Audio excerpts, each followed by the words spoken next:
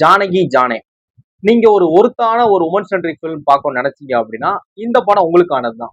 இந்த படம் மலையாளம் ரிலீஸ் ஆன படம் தான். ஆனா இந்த படம் ஓடிடில தமிழ் டப்ல அவைலபிளா இருக்கு.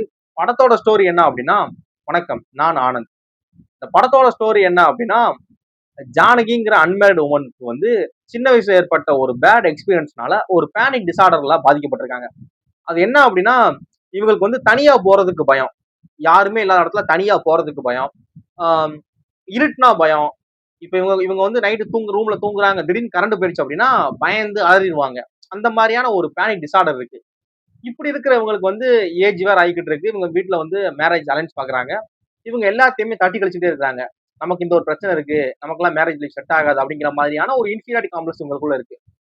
இது எல்லாமே இருக்கு அப்படிங்கிறப்ப இவங்க மேரேஜ் எல்லாம் செட் ஆகாதுங்கிற மாதிரி ஒரு வாழ்ந்துகிட்டு இருக்காங்க.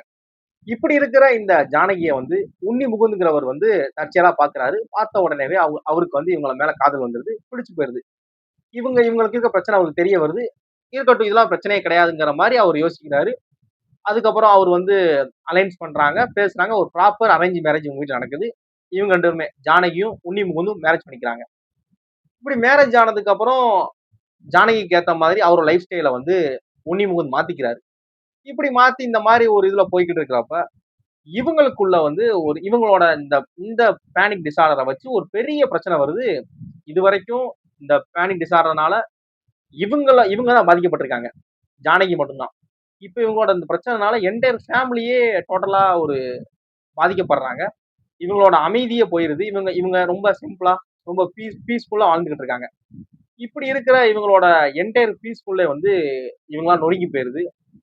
இவங்களோட வாழ்க்கையே ஒரு மாதிரி ஒரு ஒரு சுக்கு சுக்கா போன மாதிரி ரொம்ப ஒரு ஒரு கவலைக்கிடமா போயிருது. ரொம்ப ஒரு அமைதி இல்லாம ரொம்ப பயப்படுற மாதிரியான சூழ்நிலைக்கு போயிருது.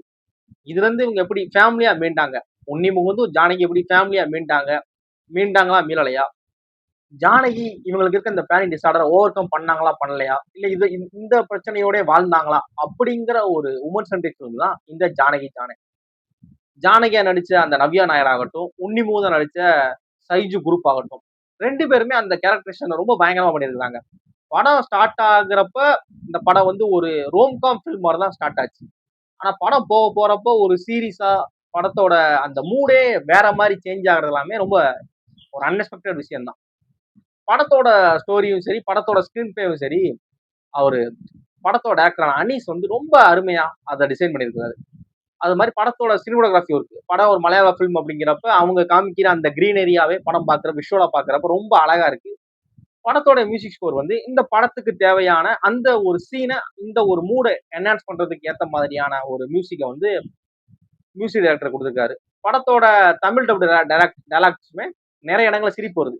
தமிழ் டப் பண்ணிருக்காங்க அப்படிங்கிறப்ப நிறைய விஷயங்கள் நல்லா கனெக்ட் ஆகுது. படத்தோட எமோஷன்ஸ் நல்லா கனெக்ட் ஆச்சு. இந்த ஜானகி கதாபாத்திரம் நடிச்ச அந்த நவ்யா நாயரோட அந்த ஆக்டிங் நிறைய இடங்கள்ல கைத்தட்டும்படியா இருந்துச்சு. அவங்க அந்த எமோஷனல் அழுகிற சீன் ஆகட்டும், அவங்களுக்கு இருக்கக்கூடிய இந்த பிரச்சனைக்கு அவங்க பாட்டுக்கு ஒளிஞ்சு ஒளிஞ்சு ஒளிஞ்சு வந்து பயந்து பயந்து போறாங்க. ஒரு கட்டத்துல அதை ஓவர் கம் பண்ணணுங்கிறப்ப அவங்க எமோஷன் அழுகிற சீன்லாம் பாக்குறப்ப ரொம்ப பயங்கரமா இருந்துச்சு. அவங்க ஃபேமிலி அது மாதிரி அவங்க ஃபேமிலியில, அதாவது உன்னி முகுந்தோட ஃபேமிலியில அவங்க அத்தையா ஒருத்தர் நடிச்சிருந்தாங்க. அவங்க கேரக்டர் ஒரு ஒரு பயங்கரமான கேரக்டர். அந்த மாதிரி கேரக்டர் நம்ம ஃபேமிலியே நம்ம பார்க்கலாம். நம்ம நம்ம நம்ம ஃபேமிலிக்குள்ளேயே அந்த மாதிரி ஒரு கேரக்டர் இந்த மாதிரி குறை சொல்லிட்டு என்ன பண்ணாலும் குறை சொல்லும்ல ஒரு கேரக்டர், அந்த மாதிரி ஒரு கேரக்டர் பண்ணியிருந்தாங்க. அது ரொம்ப கனெக்ட் பண்ணிக்க முடிஞ்சுச்சு. படத்துல நிறைய குட்டி குட்டி அழகான விஷயங்கள் படத்துக்குள்ள இருந்துச்சு. ஜானகிக்கு இந்த மாதிரி பிரச்சனை இருக்கு, இருந்தா என்ன, இதெல்லாம் பிரச்சனையா அப்படிங்கிற மாதிரி உன்னி முகுந்த் யோசிச்சதாகட்டும், இவங்களுக்கு ஒரு பிரச்சனை அப்படிங்கிறப்ப அவர் அவங்களை விட்டு போகாம அவங்களோட சேர்ந்து ஒரு ஃபேமிலியா அந்த பிரச்சனையை ஃபேஸ் பண்ணதாகட்டும், அவங்களுக்கு இவரால முடிஞ்ச எல்லா சப்போர்ட்டையும் அவங்க கொடுத்தது, அந்த மாதிரி விஷயங்களாகட்டும், இதெல்லாம் ரியல் டைம்ல நடக்கணும், கண்டிப்பா நடக்கணும், இதெல்லாம் வேணும் லைஃபுக்கு அப்படிங்கிற மாதிரியான ஒரு ஒரு ஐ ஓப்பனிங்கா இருந்துச்சு நிறைய இடங்கள்ல. அது மாதிரி அவங்களுமே அவங்க சைட்ல இருந்து இந்த பிரச்சனையை ஓவர் கம் பண்ணது ஒரு சீன்ல ரொம்ப பர்டிகுலரா அவங்க ஃபேஸ் பண்ற அந்த இருட்டை அந்த இருட்டை பயங்கர சேலஞ்சிங்கா டேரக்டர் ஒரு சீன் சினாரியோ கிரியேட் பண்ணிருப்பாரு. நீ அந்த இருட்டை ஃபேஸ் பண்ணி தான் ஆகணும், இல்லைன்னா அவன் லைஃப் போயிடும் அப்படிங்கிற மாதிரி ஒரு சீன் டைரக்டர் கிரியேட் பண்ணிருப்பாரு. அதுல அவங்க நடிச்சது எல்லாமே ரொம்ப சூப்பரா, கண்டிப்பா கண்டிப்பா அந்த சீன் இப்படிதான் பண்ணிருக்கணுங்கிற மாதிரி நடிச்சிருந்தாங்க. படம் நிறைய இடங்கள்ல எனக்கு ரொம்ப சாட்டிஸ்ஃபைங்கா இருந்துச்சு. படம் நிறைய அழகான குட்டி குட்டி விஷயங்கள், அழகான விஷயங்கள் இருந்துச்சு. இத இத வச்சு பாலிடிக்ஸ் பண்றாங்க. இவங்களோட இந்த பிரச்சனைய வச்சு லேயர்ல பாலிடிக்ஸ் தான் லைட்டா வருது. செகண்ட் அண்ட் தேர்ட் லேயர்ல. அது எல்லாமே இவங்களே ஓவர் கம் பண்ணி, இவங்களே அத ஃபேஸ் பண்ணி, யாரோட துணை இல்லாம தனியா ஃபேஸ் பண்றது. அதுக்கு அவரு உன்னிமுக சப்போர்ட் பண்றது எல்லாமே ரொம்ப அழகா இருந்துச்சு. படம் ஜியோ ஹாட்ஸ்டார்ல தமிழ் டப்ல அவைலபிளா இருக்கு.